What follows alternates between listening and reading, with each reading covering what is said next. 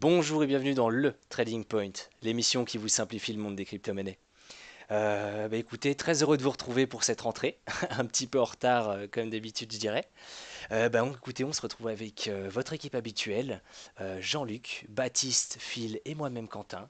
Et aujourd'hui, nous accueillons en plus de nos invités que je vous présenterai juste après, Louise, qui est notre nouvelle chroniqueuse news et actualité qui va se présenter tout de suite. Hello à tous. Je suis super contente d'être là. Et puis, je vais parler plus de l'actu côté géopo en fait de la crypto. Et voilà. Et sinon, je suis secrétaire générale au CFC, donc au Club français de la crypto-monnaie. Et je vis entre Paris et Malte. Et tu as fait des études de journal, dans le journalisme, il me semble, non? Non, j'ai travaillé comme journaliste à Genève à l'AFP et puis sinon à Istanbul, en Turquie. Et, euh, et voilà. J'ai fait une business school. C'est parfait ça. Eh bien écoute, on reviendra, Luc Jean, bienvenue Louise, on reviendra vers toi tout à l'heure. Et là on va présenter donc nos invités de ce soir. On aura Aurélien du groupe Ethereum France. Je te laisse la parole.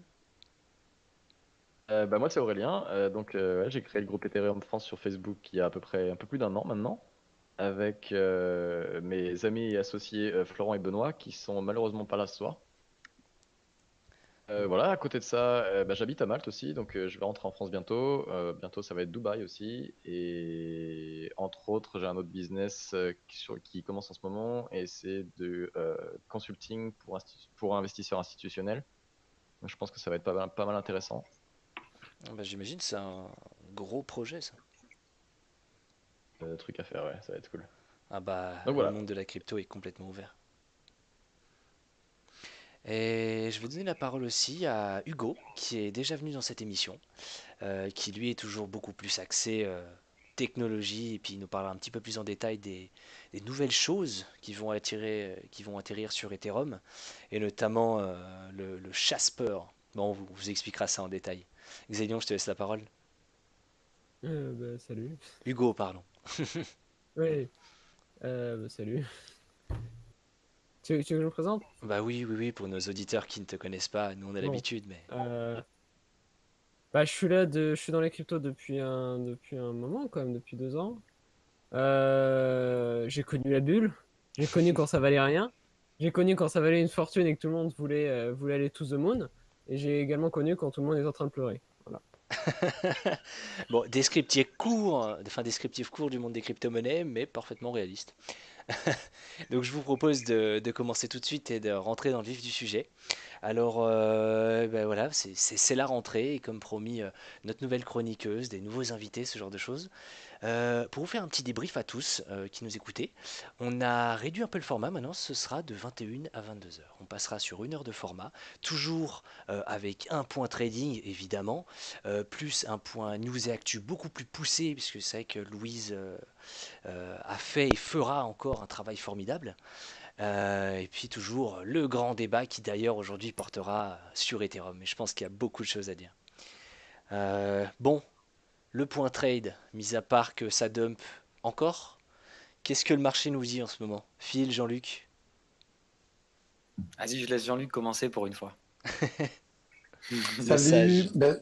merci d'être là à tous. Bienvenue Louise parmi nous. C'est sympa d'avoir une présence féminine. Luc Jean. Le marché il est toujours baissier quand même, malgré cette corrective qu'on a eue. Sur le BTC, on a vu un correctif venir sur la zone de résistance 2 heures. Et là, on a eu le 2 heures qui a relancé dès ce matin. Ce matin, on a une première attaque en 15 minutes, une deuxième attaque en 30 et ensuite le support a cédé. Et le BTC est faible, on a vu de suite qui s'est rapidement effondré. Et par contre, l'Ethereum est un peu plus faible, sauf que l'Ethereum est quand même dans une tendance baissière journalière bien marquée. On ne peut pas la louper, elle est là, elle est présente. Euh, et c'est embêtant parce que ces mouvements serrés comme ça en journalier, ils sont souvent là en fait pour percer les résistances. Donc la difficulté, c'est que si on ne repasse pas les 227 pour aller chercher, par exemple, les 280, on avait des POC vierges, c'est-à-dire des mouvements de prix qui n'ont pas été testés, qui ont été cassés rapidement. Si on ne revient même pas chercher les 270, 280, ça sent vraiment le pâté pour les terres. Et une cassure des 175, eh bien, ça va nous faire chercher un support semaine qui serait à 87 $. C'est délicat pour le trading en ce moment, parce que le couteau tombe et il faut peut-être éviter de le ramasser pour l'instant. Il n'y a pas vraiment de gros mouvements haussiers. Toutes les unités sont baissières, je m'excuse, à part le support mensuel à 5008, mais le semaine est baissier, le daily est baissier, le 4 heures est baissier, le 2 heures est baissier et tout est baissier. Donc c'est un peu embêtant. Est-ce que tu aurais une nouvelle qui pourrait égayer peut-être notre journée? Alors, figure-toi que les fondamentaux, il y a plein de catalyseurs intéressants sur le Bitcoin. On a vu plein de nouvelles très intéressantes, une série de plein de nouvelles intéressantes. Mais sur les cours, ça ne se voit pas, ça ne se reflète pas. Donc, pour l'instant, les news, les fondamentaux sont intéressants. Mais pour l'instant, les acteurs, plutôt les acheteurs, on ne les voit pas trop. Ceux-là, ils ne sont pas vraiment présents. Tout à l'heure, on a parlé de volume. Je n'ai pas eu cette info de volume important sur certains marchés. Pour l'instant, le marché descend et c'est embêtant parce que même les correctives, en fait, au bout d'une semaine, elles sont avalées.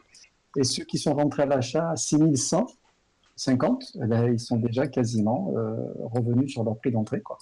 Donc, c'est embêtant parce que le marché ne répond pas pour l'instant aux fondamentaux. Et le problème, c'est que 5008, on l'a bien travaillé une fois, on l'a bien travaillé deux fois, C4, on risque de le casser.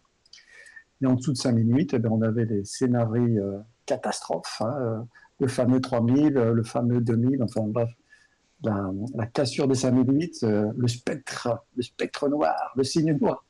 Quand tu dis des choses comme ça, j'aimerais bien pouvoir sortir des jingles. À chaque fois, je dis, il faut que je les enregistre, mais... non, mais le marché est en danger. Vraiment, le marché est en danger parce qu'en plus, le BTC est faible.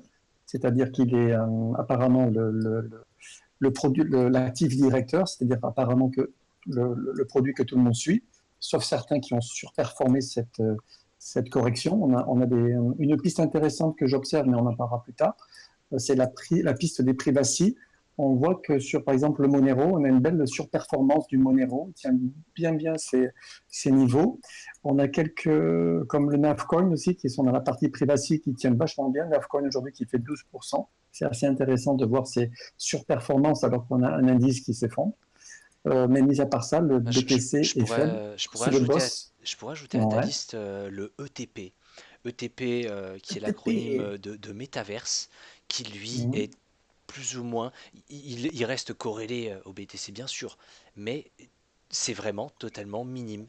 Alors que le BTC était plus ou moins en train de dumper, lui il a surperformé, il est passé de quasiment un 40 centimes. Il faut que ce soit quand même un marché, mais il faut que ce soit un marché vraiment où il y a des volumes et qu'on soit quand même dans une structure de moins de top 50. Il faut vraiment que ce soit, entre guillemets, pas forcément un petit projet. J'allais dire un mot vulgaire pour ces coins-là.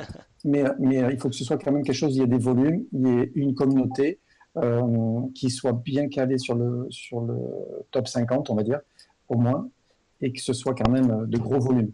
Le TP, je ne sais pas s'il est dans ces configurations-là. Il est sur Bitfinex, il prend une certaine ampleur, mais c'est pas quelque chose de monumentalement. Là, je te parle d'un XMR, je te parle d'une belle structure, un beau projet avec une grosse équipe derrière, des volumes, une possibilité d'être une niche en cas de durcissement par exemple des lois. Donc la piste des privacy peut être intéressante à pas mal de niveaux. L'anonymat, ça peut rester quelque chose d'intéressant sur la crypto. Mais mis à part ça, c'est vrai que le marché est vraiment en danger, et surtout le BTC parce qu'il est faible. C'est le directeur, apparemment, il entraîne tout le monde quand il se casse la figure. Donc la difficulté, c'est qu'on a tapé une fois, deux fois, et là on va retaper peut-être trois fois le support, les 5008. Si cette fois-ci il sombre, on va avoir le mensuel baissier, le semaine baissier et le daily baissier. On risque d'avoir trois groupes importants.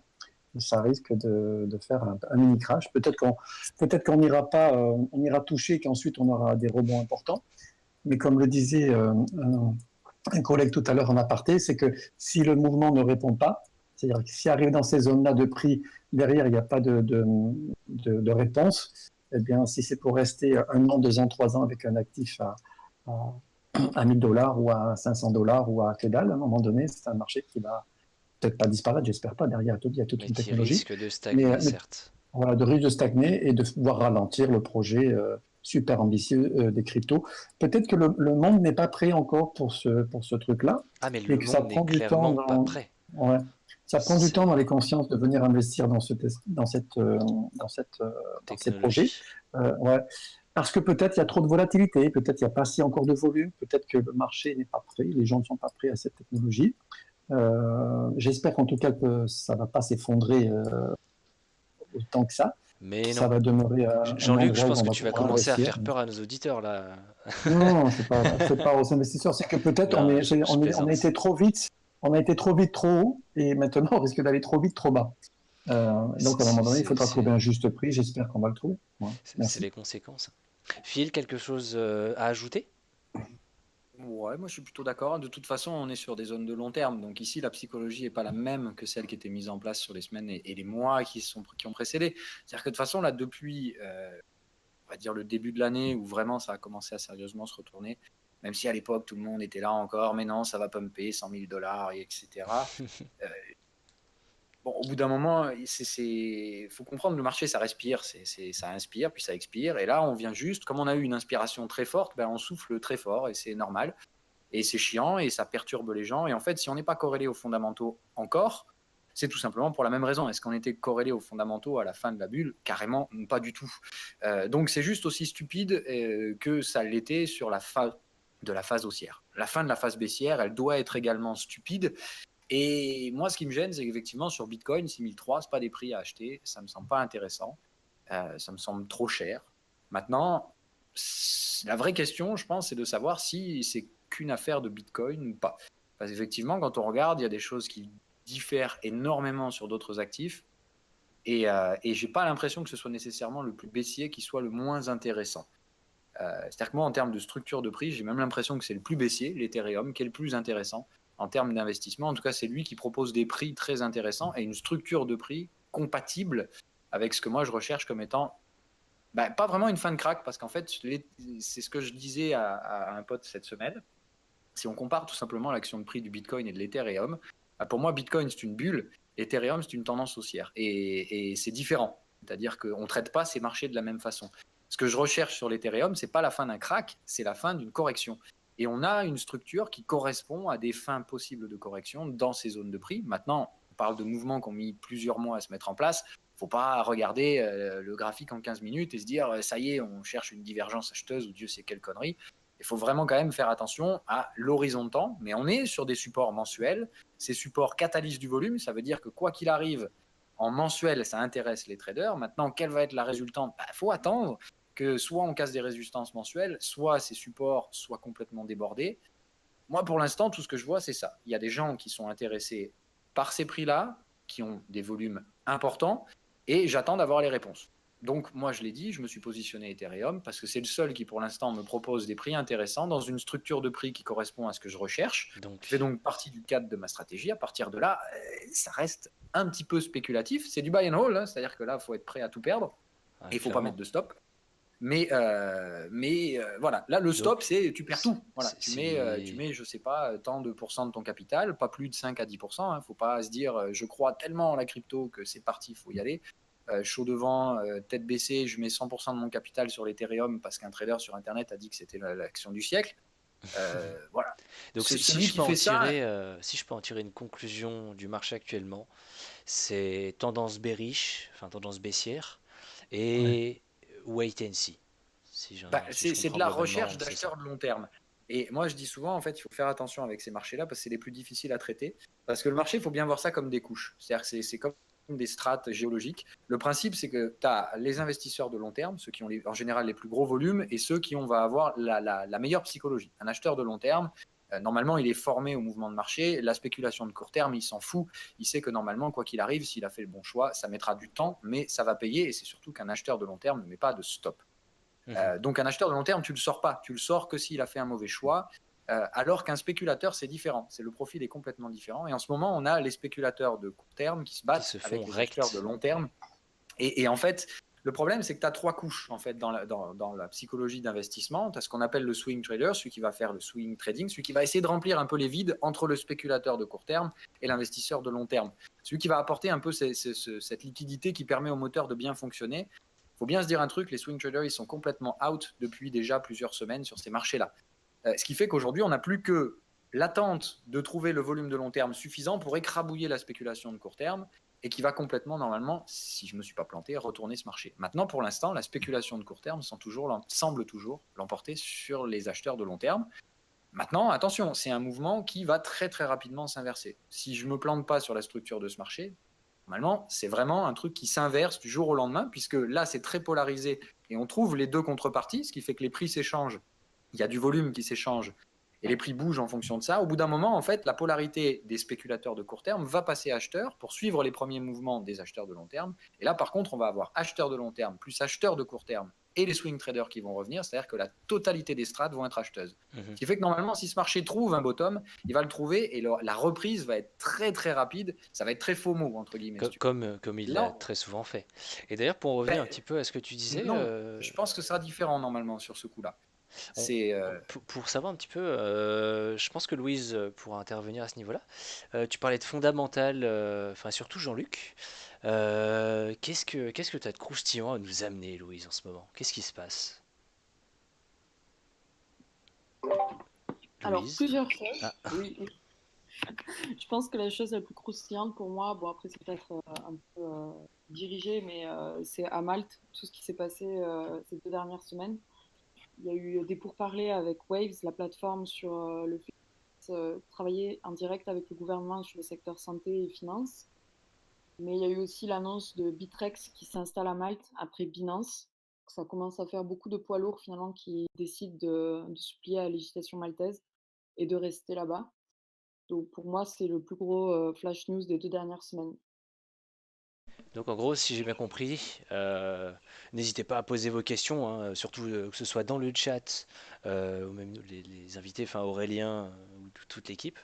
Si j'ai bien compris, c'est les capitaux crypto-monétaires, je sais pas, je pense qu'on peut le dire, commencent à se diriger Oui, vers Malte. oui, vers Clairement. Malte.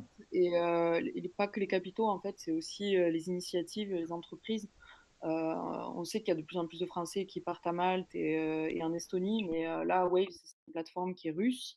Binance, on parle de l'Asie, donc c'est plus uniquement européen et on peut plus parler de justement une espèce de lien privilégié avec le Royaume-Uni, puisque c'est le cas quand on parle de Malte, mais d'une conscience plus générale. Et récemment, ils ont adopté trois documents.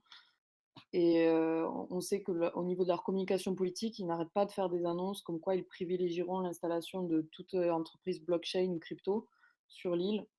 Euh, Ça a l'air de porter ses fruits. Moi, j'avais une question par rapport à Malte, Louise. Oui. J'ai vu qu'il y avait certes de plus en plus d'entreprises, d'organismes calés à Malte. De l'autre côté, j'ai vu que Malte était un peu sous les projecteurs des régulateurs européens et internationaux en termes de défiscalisation, de soumission fiscale. Alors oui, la fiscalité, elle est beaucoup plus souple qu'en France.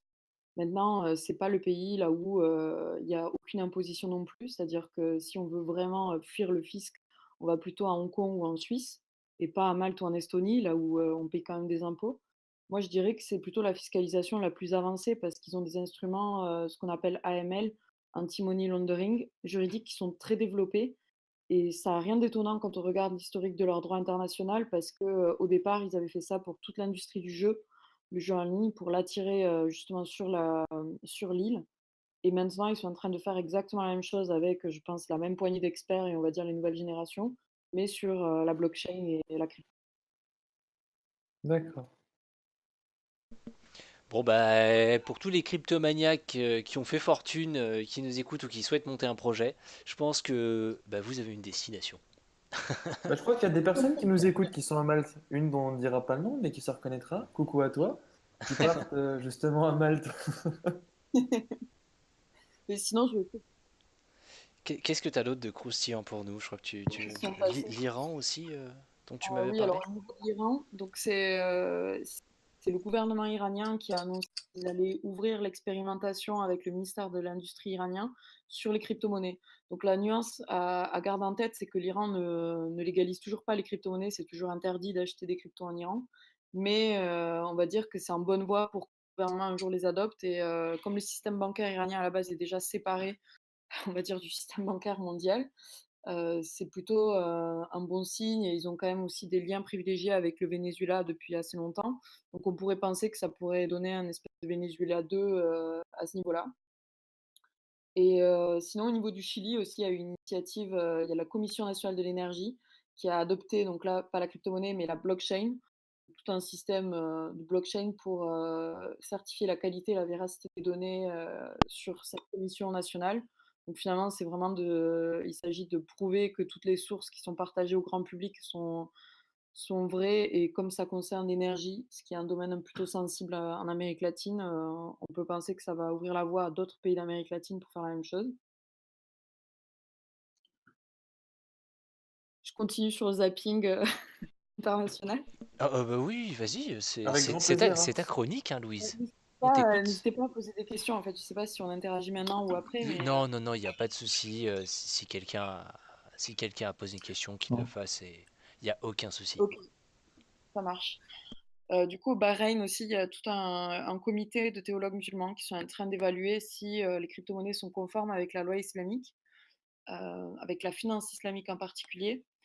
Et là aussi, c'est un grand enjeu parce que si jamais ils évaluent que ça rentre dans la catégorie donc, d'une vente avec marge, parce qu'en fait, pour raccourcir un peu, dans la finance islamique, il est interdit normalement de vendre avec des intérêts.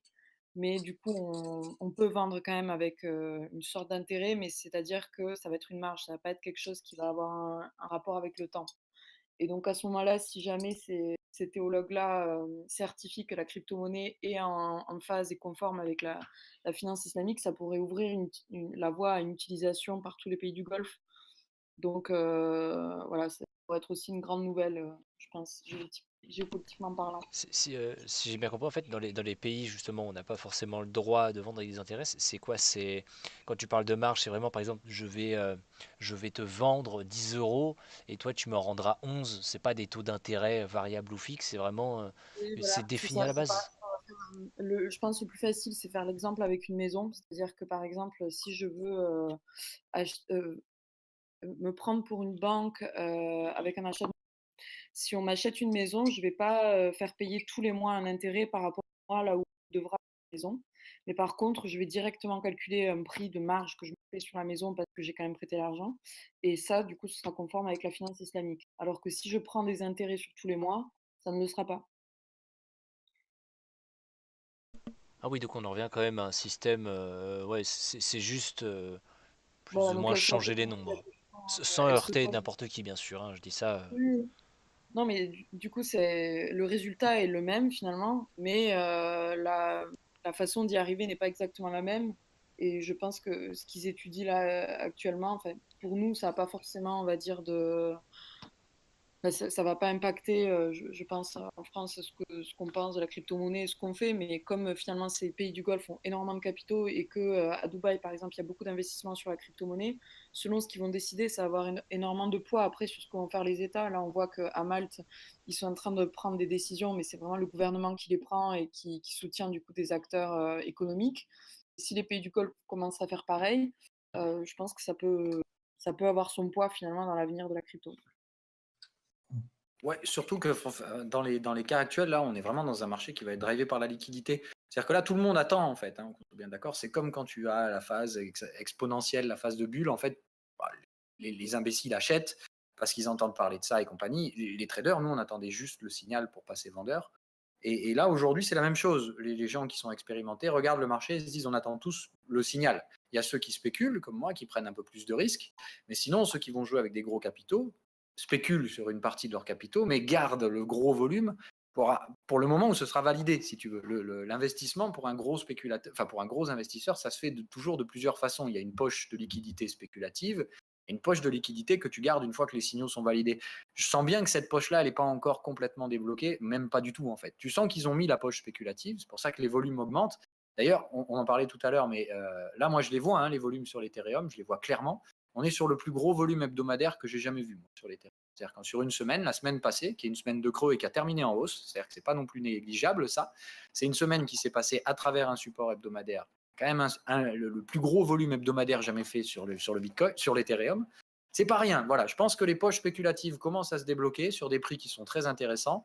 Maintenant, il va falloir que ça valide, et si ça valide, tu peux être clair que derrière, tout petit malin qui s'amusera à vendre sera racheté par la monnaie, parce que là, à ce moment-là, ils débloqueront, si tu veux, la deuxième partie de la poche, qui est plus du tout spéculative, qui est là sur de l'investissement à long terme. Et tu peux être sûr que si tu vois ce volume arriver, c'est que les prix vont pas s'arrêter à 500$ derrière.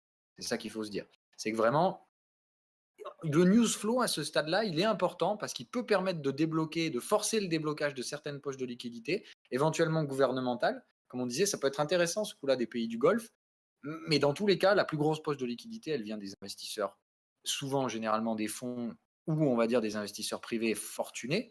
Mais eux, dans tous les cas, vont attendre un signal. Et pour l'instant, c'est ça qu'on essaie de trouver, je pense, dans les prochaines semaines. Ça peut venir d'un news flow, ça peut juste venir d'un afflux de capitaux. Et en fait, comme tout le monde se suit, tu as un effet mécanique de mouton qui fait que dès que ça se déclenche, dès que tout le monde voit le signal, tout le monde fait la même chose en même temps. Et c'est ce que je te disais tout à l'heure, en fait. D'un coup, les spéculateurs disent « Oh putain, merde, il faut plus vendre, il faut acheter ». Et d'un coup, tu as tout le monde qui va dans le même sens. C'est pour ça que normalement, on doit avoir une vraie aspiration de marché très haussière, très rapide. Et tout simplement parce que tout le marché, d'un coup, se repolarise vers une nouvelle direction. Et là, à ce moment-là, tu sais effectivement que tes phases de crack ou de correction sont terminées. Alors, si vous le permettez, on a eu aussi des news intéressantes avec Coinbase qui prépare des listings de nombreux tokens. On a eu aussi une demande de FT de BlackRock avec BlackRock. On a eu IBM avec Stellar qui ont parlé de transactions gratuites. Gemini qui vient d'être audité et reçoit la licence pour un stablecoin. Il y a Citigroup et Goldman Sachs qui veulent développer le marché de la crypto. On a les GAFA qui se lancent dans la blockchain. Il y a plein de brevets qui ont été déposés. Mais sur les cours, pour l'instant, il n'y a pas... tout le monde attend ce fameux signal, mais quand il va arriver, derrière, tu auras le FOMO du siècle, quoi, parce que effectivement, ça risque de prendre... Enfin, quand tu vois le prix, par exemple, de l'Ethereum, tu te dis que la prochaine résistance, c'est quasiment de doubler le prix. C'est-à-dire qu'en fait, théoriquement, là, on pourrait passer sur l'Ether de $200 à, allez, on va dire 300, qui est une petite résistance, mais la grosse, c'est 500. C'est-à-dire qu'en fait, on pourrait, en l'espace d'une semaine ou deux, se retrouver à 500, c'est-à-dire faire x2 en une semaine. Mais on a une possibilité d'aller à ça 86 risque d'être aussi. assez confortable. Dans le cas où on trouve réellement ces investisseurs de long terme. Maintenant, attention, ça reste une spéculation sur cette phase-là. Tant qu'il n'y a pas cette validation, en fait, tu peux très bien acheter un truc qui vaudra que dalle demain. Et dans ce cas-là, c'est raté. En fait, je pense qu'il y a comme on disait, il y a des facteurs gouvernementaux avec des lois. Je pense que ça va jouer un énorme impact, et notamment au niveau du Moyen-Orient, comme on le disait. Moi, je le vois du côté des investisseurs institutionnels. Je commence à avoir quelques contacts. Et je vois que y a une grosse demande en fait pour acheter du Bitcoin. Alors je parle pas d'autres crypto-monnaies, je parle seulement du Bitcoin, le produit phare qu'on nous demande, et en quantité à base de 10-15 000 Bitcoins par achat. Le problème en fait qui se pose, c'est que encore propice dans la plupart des pays, et de deux, le marché du service aux investisseurs institutionnels est pas encore prêt.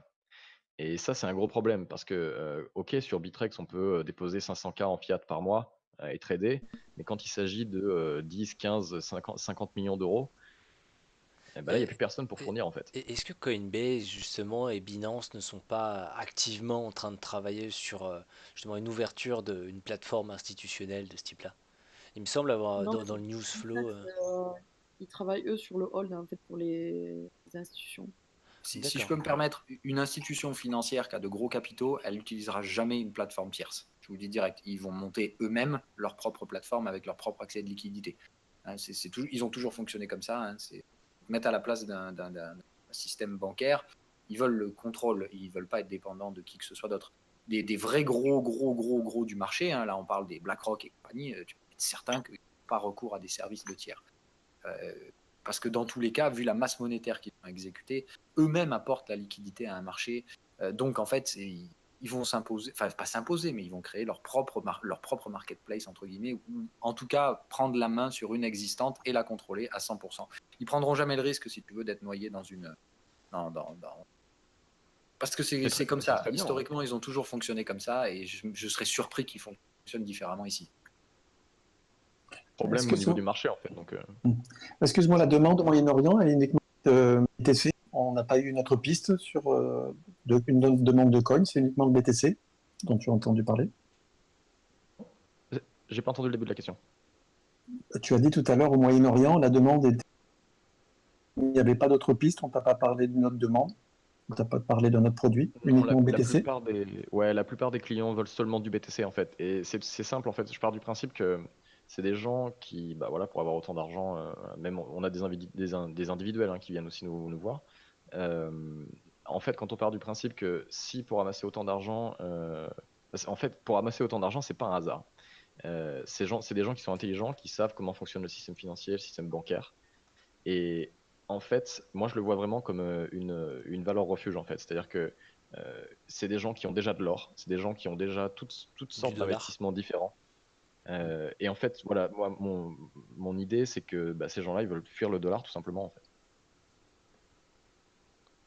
Non, ils veulent probablement juste répartir les capitaux, ce qui est tout bête, hein. Tu vois un nouvel actif considéré comme refuge qui arrive, tu veux en faire partie, tout comme si, par exemple, là, la semaine dernière, on venait d'inventer l'or, tu vois, ou Dieu sait quoi, en fait.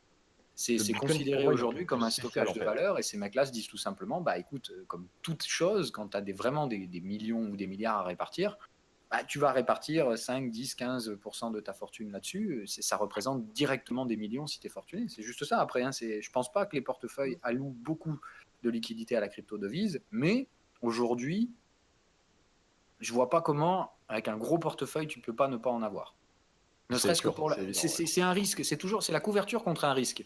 Si demain il se trouve qu'il y a une énorme perte de valeur dans les données fiat au profit des cryptos, bah, tu veux avoir acheté une partie de tes cryptos très bas prix et effectivement le reste tu vas transférer ta valeur en cours de tendance, mais tu veux avoir eu toujours pareil, tu vois, la poche spéculative d'un portefeuille. Je pense clairement pas aujourd'hui qu'un mec qui a des milliards alloue plus de 5 à 10% de son portefeuille sur des crypto-devises. Mais attention, 5 à 10% d'un portefeuille de milliardaire, ça devient très gros tout de suite. Forcément. Louise, est-ce que tu as encore quelques news croustillantes pour nous? Ou on peut passer au débat? Aussi une dernière news, il y a 26 pays, dont plusieurs pays européens, mais pas seulement, il y a aussi la Norvège et d'autres partenaires, qui ont signé une déclaration, qui ont créé le European Blockchain Partnership. Plutôt bon signe, puisqu'au départ, ils étaient 21 et plusieurs les ont rejoints dans la semaine. Est-ce que la France en fait partie ou comme d'habitude on va rester Oui, coincé au Minitel? oui, non, la France en fait partie. Ah, au moins une Ça avancée. correspond à quoi? Ça correspond à quoi ce partnership du coup, Louise? Alors, je pense que la France en fait partie parce que c'est assez vague, mais l'idée, c'est de vraiment faire beaucoup d'échanges au, euh, au niveau blockchain, mais aussi dans tout ce qui est scientifique et dans ce qui est droit international. Mais après, c'est pas une directive européenne, donc ça n'a rien de, ça D'accord. n'aura pas d'effet, par exemple, fiscal ou voilà, c'est ça la grosse nuance qu'il faut apporter à ça. Mais la bonne nouvelle, plutôt que sur enfin, le texte en lui-même, je pense que le fait que plusieurs pays qui se soient alignés, ça prouve qu'à l'avenir, s'il y a des textes qui soient plus précis, peut-être qu'on aura de meilleurs effets. J'espère. Au moins c'est plutôt bon signe parce que bon, quand on voit qu'on arrive déjà, enfin qu'on ne sait même pas trouver un consensus sur Bitcoin, au moins les pays eux, avancent. Bon, c'était de l'humour de cryptomaniaque, hein. Désolé si vous n'avez pas compris. Enfin bref, eh bien écoutez, merci Louise pour toute cette news, et c'est pas mal du tout. Je À pense qu'on vous. peut attendre les institutionnels de pied ferme et puis forcément les gros portefeuilles aussi, parce que c'est pas que des institutions. Et je propose qu'on passe du coup au gros débat de ce soir qui est Ethereum. Parce que des fois, certains groupes Facebook ou même sur des Discord, pour dire franchement, j'entends des choses sur Ethereum qui me font saigner les oreilles. Bon, déjà, il y a bien je vais entamer un petit peu et ensuite je vais essayer dériver la conversation, puis je donnerai la parole à Aurélien. Et n'hésite pas à me couper si j'ai tort. Pareil pour Hugo. On entend beaucoup parler d'Ethereum comme une monnaie. Je vais aller chez le boulanger, bon, ce qui est déjà pas du tout le cas avec Bitcoin, hein. Bref, je vais aller chez le boulanger, je vais acheter ma baguette 1 Ethereum et voilà, tout va bien se passer. Non. Ethereum, c'est EVM, Ethereum Virtual Machine. On peut globaliser ça, on peut vulgariser ça en disant que c'est un ordinateur géant, plus ou moins, dans lesquels vont être exécutés des sous-programmes et entre autres des smart contracts. Il y a une petite anecdote intéressante. Smart contract, c'est pas, si jamais pour la bonne translation, c'est pas contrat intelligent, mais juste contrat autonome. Déjà, il faut nuancer ce principe-là. Et voilà, comme je vous disais, on est vraiment sur Ethereum Virtual Machine, qui sert à exécuter des programmes. C'est un ordinateur géant, ni plus ni moins. Bah, du coup, Aurélien, Hugo, je vous donne la parole. Je suis d'accord. En fait, pour repartir sur l'analogie, j'aime bien comparer Ethereum à Microsoft en fait par rapport à Internet. C'est-à-dire qu'avant, voilà, il y avait Internet avec des réseaux qui étaient très simples, du type ARPA. Et puis un jour, bah, il y a des mecs qui se sont dit, ouais, bah, on va rendre ça plus facile à comprendre, plus visuel, plus facile à, comment dire, Utilisez. à modifier, ouais, à utiliser, à modifier, à coder, pour les gens qui veulent s'y intéresser et qu'ils ne soient pas obligés d'être voilà, ingénieur supérieur et de faire que du code toute la journée, quoi. Euh, et donc, du coup, ouais, j'aime bien comparer Ethereum à Microsoft qui ont rendu ça possible. Clairement, une des plus grosses révolutions qu'on a vues depuis un bon paquet de temps, quoi. Ah ouais, clairement, c'est quelque chose de bah ouais, comparable à Internet, mais beaucoup plus poussé. C'est une certaine forme d'évolution au final. Un réseau qui permet d'actionner du coup des smart contracts ou potentiellement même d'autres choses derrière, parce que je pense que la technologie peut encore évoluer. Arrêtez-moi si je me trompe, Hugo et Aurélien, mais je pense qu'on a encore beaucoup de possibilités d'évolution. Clairement. Et puis, surtout au niveau de la rapidité du réseau. Clairement. Hugo, oui? Non, c'est juste que Ethereum, c'est pas le VM, hein. Ethereum, c'est un réseau distribué qui utilise une machine virtuelle à laquelle est le VM. Bon, ça va pas rester, mais pour le moment, c'est un réseau distribué comme Bitcoin ou par des crypto-monnaies. Oui, d'accord, c'est la petite Voilà. nuance, oui, je comprends. Mais bon. Après, il faut pas oublier un truc aussi d'un point de vue trading. Je suis là pour vous apporter le petit point trading. Euh, c'est qu'il faut se dire, voilà, il y a la technique, c'est important. Pour vous dire un truc, c'est que quoi qu'il arrive, la technique, elle suit la demande. C'est-à-dire qu'à partir du moment où la demande est forte, les innovations technologiques vont avec. Ce qui est important, c'est comme on a affaire à des stockages de valeur, il y a un aspect psychologique qui est très, très, très, très, très important, au moins aussi important en fait que la technique. Et se focaliser que sur l'aspect purement, on va dire, voilà, technologique et technique, c'est commettre une erreur. Parce que dans le stockage de valeur, il y a ce qu'on appelle la confiance. On stocke de la valeur, on a confiance en l'endroit dans lequel on met son argent. On va dire, c'est le processus d'investissement le plus poussé qui puisse se faire, parce que tu vas stocker ta valeur dans un truc qui peut théoriquement valoir que dalle. Et c'est assez flippant, hein, voilà. C'est-à-dire que théoriquement, tu vois, quand tu investis dans une entreprise, quoi qu'il arrive, même si ça merde, tu peux toujours revendre les murs et les machines. Là, aujourd'hui, si Ethereum, ça merde, ça se revend 30 centimes. Et encore, qui sera prêt à payer 30 centimes pour des contrats à la con qui servent à rien? Définis Ethereum merde. Hein? Qu'est-ce que tu entends par Ethereum merde? Ah ben, moi, j'en sais rien. Après, j'assume pleinement ma noobitude technologique.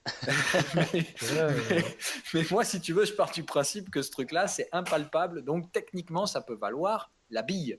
Vraiment zéro. Oui, quoi. non, mais comme Internet est impalpable. Oui, ben, oui, mais en même temps, tout le monde s'en sert. Effectivement, aujourd'hui, plein de choses se sont développées. Tu vois, c'est vraiment, c'est vraiment basé sur ça. Qu'est-ce qui se serait passé si à l'époque, en fait, Internet n'avait pas pris? Il se trouve qu'aujourd'hui, ça a pris. Mais est-ce qu'on peut réellement faire le raccourci et dire ça va obligatoirement prendre? Et si ça prend, l'Ethereum sera cette forme-là, parce que si tu te rappelles, à l'époque de l'Internet, il y avait plusieurs Internets, en fait. Et puis, il y en a un qui s'est imposé.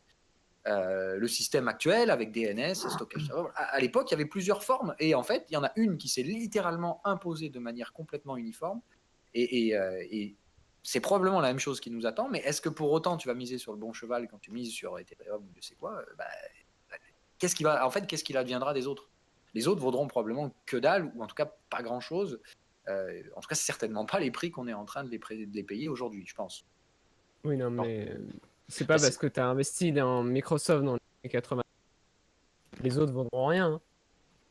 Bah, C'est que ça veut pas. Oui, le jeu, c'est pas, il y en a un qui va prendre c'était juste, 99% c'était du juste marché. pour moduler et- justement par rapport à Microsoft, parce qu'en fait, quoi qu'il arrive, quand tu vas investir de toute façon, comme je disais, dans une startup, dans un machin, même si elle doit crever, elle vaudra jamais zéro, parce qu'il y a toujours achat d'infrastructures, de trucs comme ça, des locaux, il y a toujours du palpable, du physique. Là aujourd'hui, en fait, on achète vraiment un truc qui est complètement impalpable.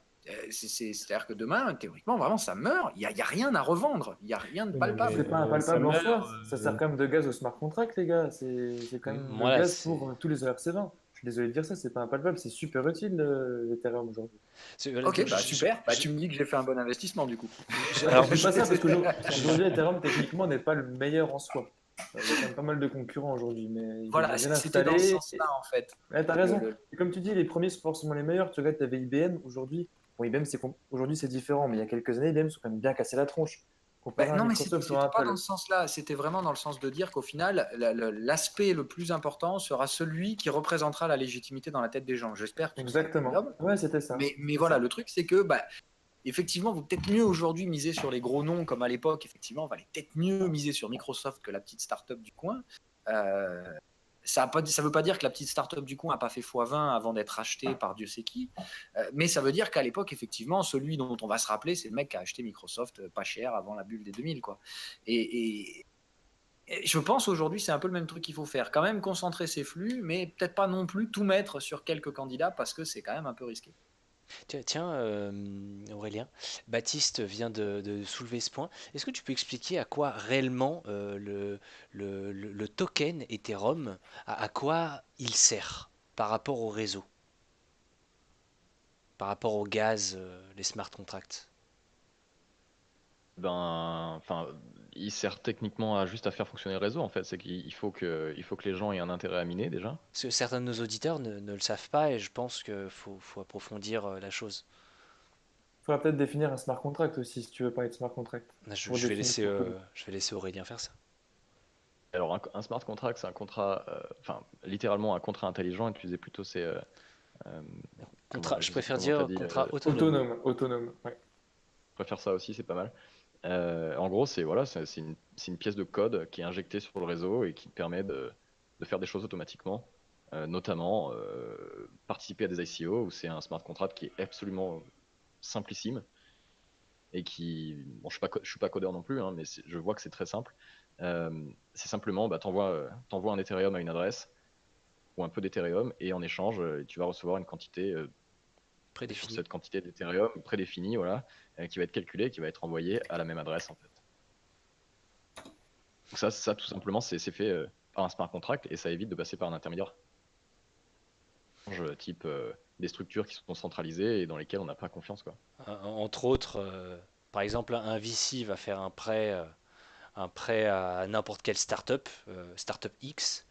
Il va toujours y avoir un organisme de confiance, et notamment dans ce cas présent, ce sera un fonds d'investissement, ce sera peut-être une banque, parce que c'est d'un compte directement privé, alors que là, le contrat, on va envoyer une certaine somme au contrat autonome en fonction de comment il est codé, on reçoit un Ethereum, on va envoyer telle quantité de tokens pour cet Ethereum reçu, et c'est tout, rien de plus, rien de moins. À savoir Et aussi que comme le dit Gantz, pardon, comme le dit Gantz dans le chat aussi, ça sert à rémunérer les mineurs parce qu'il faut bien motiver les gens à bosser pour le réseau en fait. C'est comme pour Bitcoin en fait, c'est la même chose. C'est ça. Il y a aussi cet aspect-là du token qui dit, bah, fonctionner le réseau, il sert un petit peu de fuel au réseau et tout le monde participe et gagne sa petite pièce de temps en temps. Et puis, bah, plus tu bosses et plus t'en as, quoi.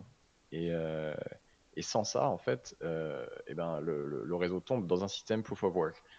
Après, là, avec Casper, on est en train d'évoluer vers un système proof of stake qui est toujours une forme de minage, mais qui est plus juste, en fait, enfin, qui est censé être plus juste Pas du minage, pour hein, tous les acteurs du réseau.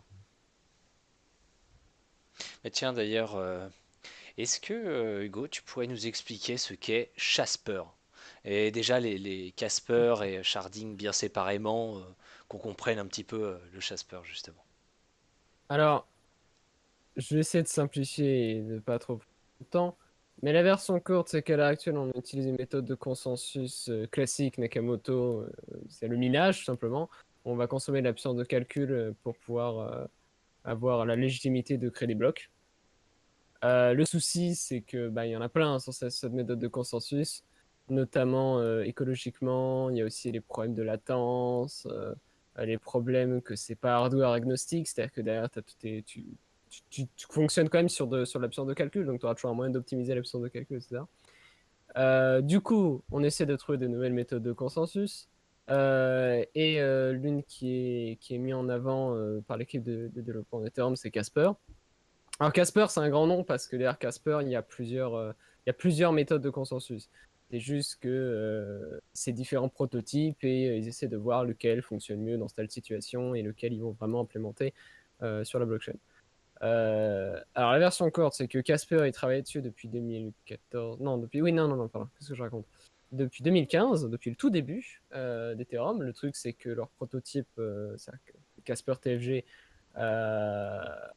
c'était un peu de la merde, c'est qu'il y avait tout un tas de problèmes qui faisaient que c'était pas facilement implémentable, que c'était trop risqué. Après, il y a eu toute cette histoire avec les smart contracts, l'ICO, etc. Donc le proof of stake est un peu passé au second plan. Il est en train de revenir depuis 2 ans sous une nouvelle forme qui est Casper FFG. Alors, la version courte, c'est que avant de faire un Ethereum 100% proof of stake, où on va effectivement supprimer les mineurs et ne faire la validation du réseau qu'à l'aide de preuves d'enjeu, donc c'est uniquement à l'aide d'utilisateurs qui stackent des tokens. On va garder le minage, mais on va ajouter en fait, en plus du staking, et le seul intérêt de ce staking, c'est juste d'ajouter un concept de finalité. Finalité qui est très importante parce que sans finalité, il y a tout un tas de choses qui ne peuvent pas fonctionner, dont l'interblockchain, l'interopérabilité, la possibilité de connecter plusieurs blockchains ensemble. Le souci, c'est que... Enfin, c'est pas vraiment le souci, c'est qu'en parallèle, il y a du travail qui est effectué autour du sharding. Alors, le sharding, c'est autre chose. On n'est pas dans une méthode de consensus, on est plus dans une structure de données. Le sharding, il faut comprendre que toutes les blockchains à l'heure actuelle, il n'y a aucune blockchain qui fait autrement.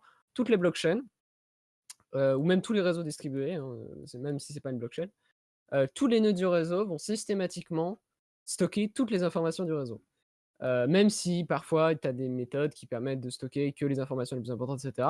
À la fin, tous les nœuds doivent se permettre de stocker toutes les informations vitales. Le souci évident, c'est que plus le réseau grossit, plus il y a d'informations. Et comme on peut l'imaginer, on a beau augmenter en puissance de calcul et en stockage au fur et à mesure des années, on ne peut pas se permettre que tous les sites internet. C'est comme dire que tous les sites internet du monde devraient enfin tous les serveurs du monde devaient stocker tous les sites internet du monde. C'est pas possible. C'est qu'à un moment donné, il y a une limite à l'information. C'est qu'on ne peut pas se permettre que absolument tout le monde ait toutes les informations. On a besoin de fragmenter l'information, de partitionner l'information. Et le concept du sharding, c'est justement ça, c'est de partitionner l'information en shards. Un shard, c'est un morceau de réseau. Le concept, c'est au lieu d'avoir une blockchain où toutes les informations, tout le monde a toutes les informations, on a 10 shards, par exemple, où l'information est divisée en 10 partitions.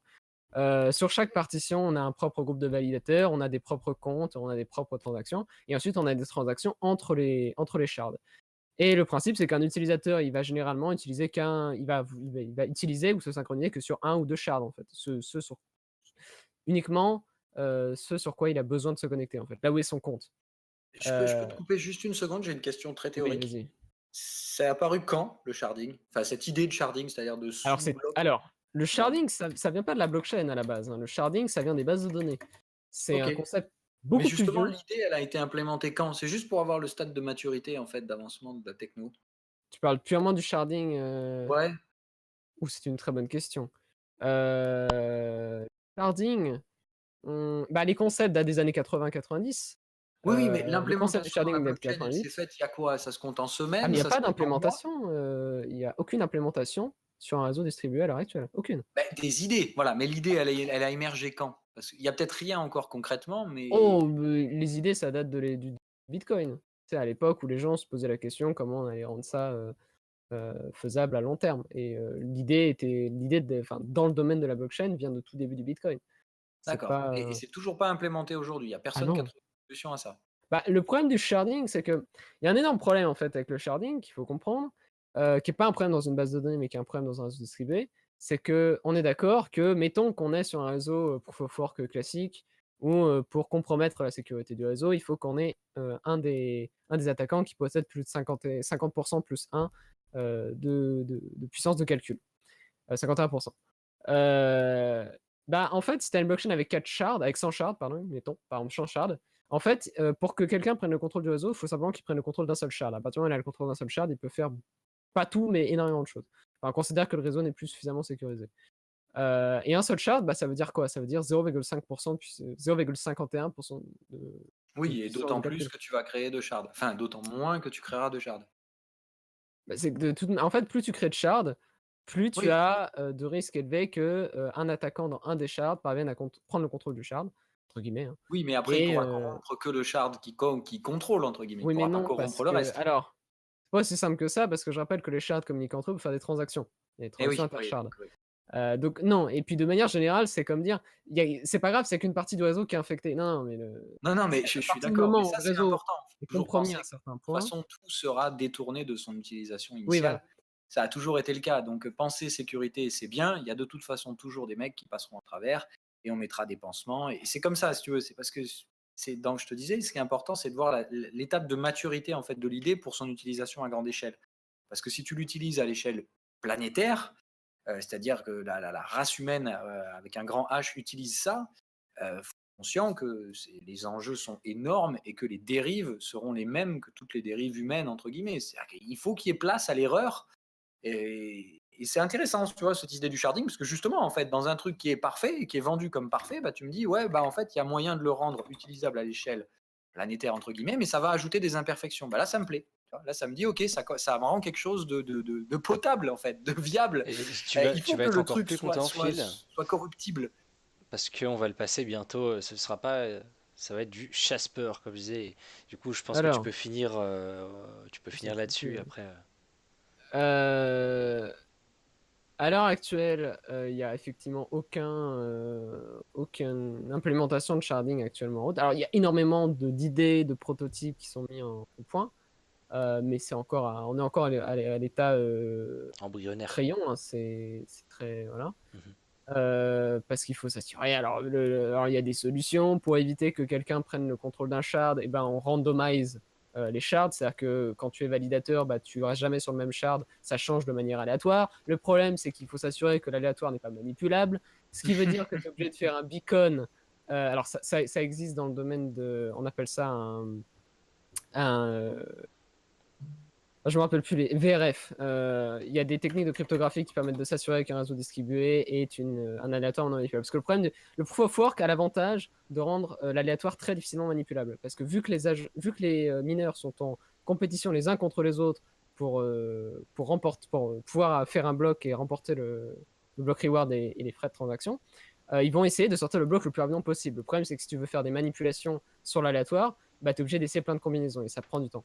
Alors que sur Proof of Stake, tu as tout le temps que tu veux, vu que tu es dans un slot et tu as un temps donné, tu as genre 15 secondes pour faire ton bloc, tu as tout le temps que tu veux pour calculer toutes les possibilités pour manipuler l'aléatoire. Donc le POS permet de manipuler l'aléatoire, donc il faut en plus trouver un moyen d'éviter ça. Donc il y a tout un tas de problèmes à régler. C'est long, c'est compliqué, ça va prendre du temps. Le sharding a des prototypes depuis début 2016 sur Ethereum à peu près. Alors, Ah, bien bah sûr, voilà, c'était ça la question que je te alors, posais tout à l'heure. Je te demandais oui, mais une alors, idée de la Non, date. non alors, appliqué, en- évidemment. alors, début 2016, on n'est même pas sur le prototype. Hein, je précise, début 2016, on est vraiment juste sur texte. Hein, voilà, c'est Ouais, ouais, mais texte l'idée, mathématique. voilà, c'était ça que Euh, je te demandais, pas forcément l'implémentation. À partir de quel moment cette idée-là est rentrée? C'est vraiment ça, ce qui est important, c'est qu'il faut que ce soit imparfait comme système, corruptible, pour que ça puisse générer un intérêt à l'échelle planétaire. Parce que c'est comme bien, ça, en fait. Un système parfait ne sera jamais planétaire, parce qu'il faut qu'il soit corruptible, puis répréhensible et corrigé. Enfin, si tu veux, c'est vraiment un truc qui va évoluer, en fait. C'est face aux problèmes, normalement, que tu vas créer des solutions qui vont amener d'autres problèmes auxquels on amènera d'autres solutions, puis d'autres problèmes, puis d'autres solutions. En fait, le système parfait, si tu me présentes un truc parfait sur le papier, je te mets pas 1 euro dedans. Mais c'est Alors, vrai. excusez-moi, juste que je termine. permettez-moi de vous couper tous les deux. Parce que du coup, je pense qu'on a compris le gros du sujet. Moi, j'ai une question qui est destinée à Aurélien. Tu m'as beaucoup intrigué tout à l'heure quand tu parlais justement Tu cherches des solutions, tu fais du conseil auprès des institutionnels, ce genre de choses. Est-ce que tu pourrais nous en dire plus ou pas du tout sur vraiment ton cœur? Il nous reste encore quelques minutes et ça me taraudait depuis tout à l'heure. J'aimerais vraiment savoir qu'est-ce que tu fais, quelle est ta mission? Je peux en parler brièvement, ouais, sans trop rentrer dans les détails. Ah, tu, En tu peux gros, rentrer dans les détails, hein. Enfin, c'était juste par rapport à ce que tu pouvais nous dire ou peut-être pas. Je pense qu'il y a des clauses de en gros, confidentialité. ouais, en fait, le truc, c'est qu'il y a des acteurs dans le monde financier qui ont bah, beaucoup d'argent. Alors, quand je dis beaucoup, c'est gros pour investir dans comment dire, un asset comme le Bitcoin ou enfin les cryptos en général. Donc, c'est des gens qui ont beaucoup plus derrière. Et en fait, ces gens-là, le problème, c'est que, bon, d'une, ils n'ont pas le temps de s'y intéresser eux-mêmes. Parce qu'ils travaillent ils travaillent beaucoup, ils travaillent tout le temps pour arriver à un niveau pareil. Ou alors on a ouais, si je vais dire des fonds d'investissement pour être vulgaire, et qui nous contactent justement pour avoir en lien, pour être en lien avec des plateformes qui peuvent leur vendre des grosses sommes en Bitcoin. Possible à l'heure actuelle en fait, sur les grosses plateformes type Binance, type d'autres plateformes qui sont pas faites pour les institutionnels. Mhm. Étant donné que c'est en cours de construction, bah, mon job, moi, ça va être de trouver les partenaires qui permettent de faire ça, les acheteurs et les vendeurs. D'accord, Ou en donc tout cas les c'est de la acheteurs mise en et relation. les organismes qui permettent de vendre, ouais. D'accord. Donc tu fais vraiment du conseil, de la mise en relation et d'accord. Et est-ce que tu aurais alors sans forcément citer de nom ou mais par exemple une institution française ou de n'importe quel pays qui serait venu vers toi ou des Ouais, portefeuilles alors on a. conséquents peut-être Après, ouais. Le truc, c'est que je pense que tu peux pas avant tout d'avoir un dévoiler contrat, évidemment, mais je peux pas trop en dire, mais le problème en fait, c'est que même les clients veulent pas trop en dire à la base. Avant d'avoir un contrat, avant de voir qu'on est sérieux dans le projet. Et c'est pareil partout, hein. Si j'avais autant d'argent à dépenser, j'attendrais d'avoir un mec sérieux en face pour pouvoir lui dévoiler quelques détails croustillants en tout cas. Euh, Ce qui se passe en fait, c'est que je peux pas vraiment croire les gens qui viennent vers nous, qui nous demandent un service, tant qu'on n'a pas été plus loin et qu'on n'a pas de contrat. mhm. Euh, Il y a des gens qui vont nous dire des sommes faramineuses, et puis en fait, il s'agit même pas de 20% de ça. Voilà, je sais pas, peut-être qu'il y en a qui veulent se donner plus d'importance pour presser plus vite, je sais pas trop. Euh, Bizarre que des structures aussi grosses puissent faire des choses pareilles, mais c'est la vérité, ça arrive.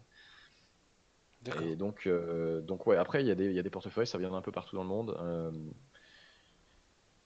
Plus, en ce moment, plus Asie-Europe. Et du coup, ouais, l'intérêt d'aller à Dubaï, ça va être de pouvoir développer un réseau là-bas aussi. Ça peut être assez intéressant. Ça Aller reste chercher l'argent Dubaï, hein. là où il est, quoi.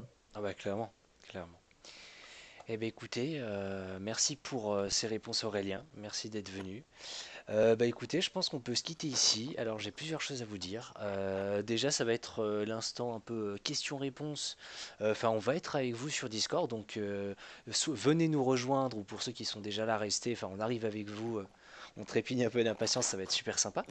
Seconde chose, je me suis permis d'ouvrir un groupe Facebook Trading Point. Donc bah, vous pouvez le trouver en marquant Trading Point, comme vous le connaissez, bah, Trading, plus loin Point. Et puis on est sur YouTube, on n'est pas beaucoup dessus. Je l'ai ouvert il y a seulement quelques jours et on vous attend impatiemment pour avoir justement toutes les actualités, que ce soit les actus de Louise ou juste les annonces du Trading Point, ce genre de choses.